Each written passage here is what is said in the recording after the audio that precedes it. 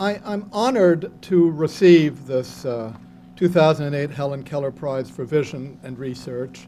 Very, very honored, as I said, and thank those who nominated me, thank the awards committee that selected me. But also, in this particular prize, I'm especially proud to be associated with the Helen Keller Foundation and the remarkable Helen Keller. Although Helen Keller's fame is common knowledge, I'm grateful to Bob Morris and Laura Beckwith for adding to my appreciation of her accomplishments by sending me reading material by her and about her. And I can say after reading a lot of this material that her intelligence and strength of character, her optimism and ability to overcome obstacles are not only legendary, but beyond what is conceivable to me. For a blind person who never heard even her own words, to dance with Martha Graham, appreciate music the way she did by vibrations, graduate from Radcliffe, speak several languages, write many books, and inspire the world with hope rather than wallow in self-pity, well, what can I say? I'll never complain again. How then was I to justify this wonderful distinction when my work has been so basic in nature, and I can't point to any specific contribution that I have made to alleviate the suffering of blindness? I next asked myself whether Helen Keller would approve of my receiving this award in her name. And as I read more about her, it occurred to me that her life could be considered a metaphor for the life of a basic researcher. And I began to realize how much she, of all people, must have appreciated the importance and the power of simply understanding. For example, in a dark and soundless world, the 7-year-old Helen Keller had no concept, and I dwell on the word concept, that words represent objects and feelings. She wrote beautifully already at the age of 23 in her autobiography, The Story of My Life, about her genius teacher, Anne Sullivan, who guided her to understand the meaning of water that can be conveyed by a word. And even if you may know this story, and I'm sure many of you do, I believe it is worth hearing her tell it because of what it tells us about Helen Keller and about the meaning of discovery. In Helen Keller's words then, and I quote from her book, "We walked down the path to the well house, attracted by the fragrance of the honeysuckle with which it was covered. Someone was drawing water, and my teacher placed my hand under the spout. And as the cool stream gushed over me, over one hand, she spelled into the other the word water, first slowly, then rapidly. I stood still, my whole attention fixed upon the motions of her fingers. Suddenly I felt a misty consciousness as something forgotten, a thrill of returning thought. And somehow the mystery of language was revealed to me. I knew then that W-A-T-E-R meant the wonderful, cool something that was flowing over my hand. That living word awakened my soul, gave it light, hope, joy, set it free. There were barriers still, it is true, but barriers that could in time be swept away. I left the well house eager to learn. Everything had a name, and each name gave birth to a new thought." I read this passage and I saw in my mind's eye a basic research scientist groping in the dark and transformed by discovering something new that was not known before. I hear Helen Keller celebrating the value of understanding a concept as a way of solving not one, but many problems. I believe she appreciated the importance of curiosity and of understanding per se.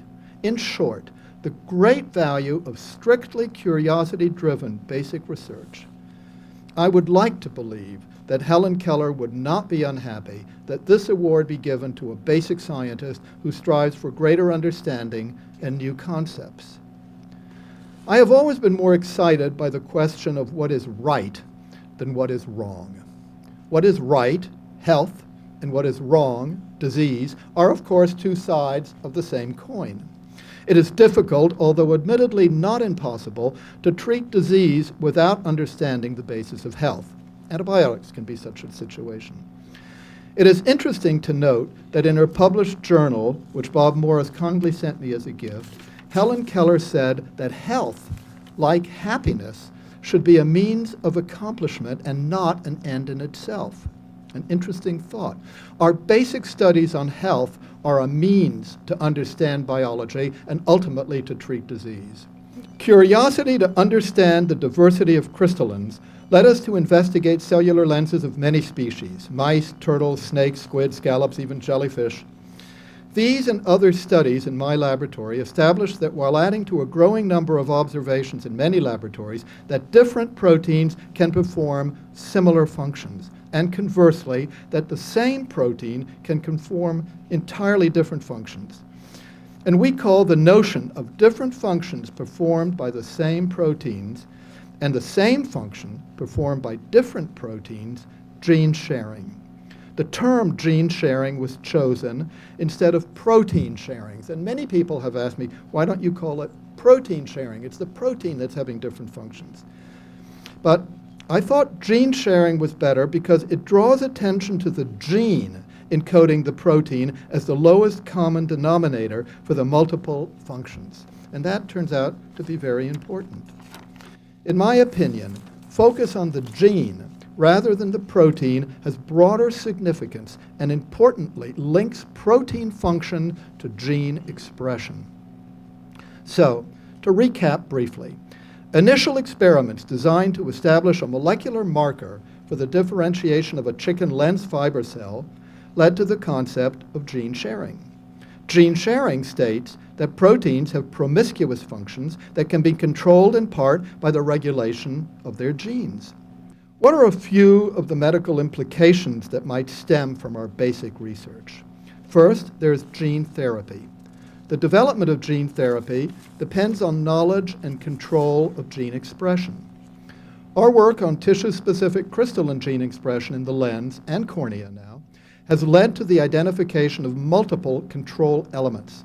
And these have been isolated, cloned, used for genetic engineering of the eye, as well as other tissues.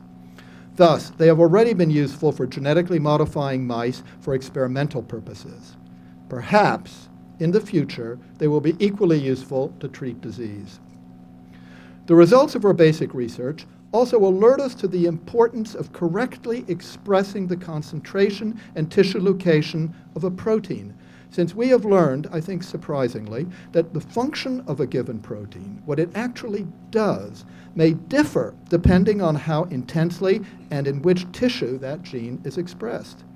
Without that knowledge, one needs to know that, or one will end up creating new pathologies while treating disease. It's not sufficient simply to put the protein there. It's got to be the right amount in the right tissue at the right time, or it has a different function. Second, the extent and complexity of gene sharing means that so-called non-specific drug reactions, generally attributed to unknown interactions of the drug with other proteins, may in fact be due to interference with unknown functions of the correctly targeted protein. Knowledge of gene sharing thus affects drug design by indicating that each of the multiple functions of a protein needs to be addressed separately. Third, the recognition that crystallins, as well as many other proteins, are multifunctional proteins expressed in many tissues, provides possible connections to explore between apparently unrelated diseases. As an example of linked disease is cataract developing in association with myopathies due to the mutation of the small heat shock protein alpha-B crystallin. Understanding the connections between apparently unrelated disorders might facilitate early diagnoses and relieve multiple symptoms by appropriate treatment. In closing, I thank the members of the Helen Keller Foundation once again for this wonderful honor. And by recognizing basic research in contrast to goal-oriented translational research that is emphasized so much today, I believe that you make an invaluable and timely contribution to science in general and hasten the eventual conquest of blindness and other devastating disorders. Thank you very much.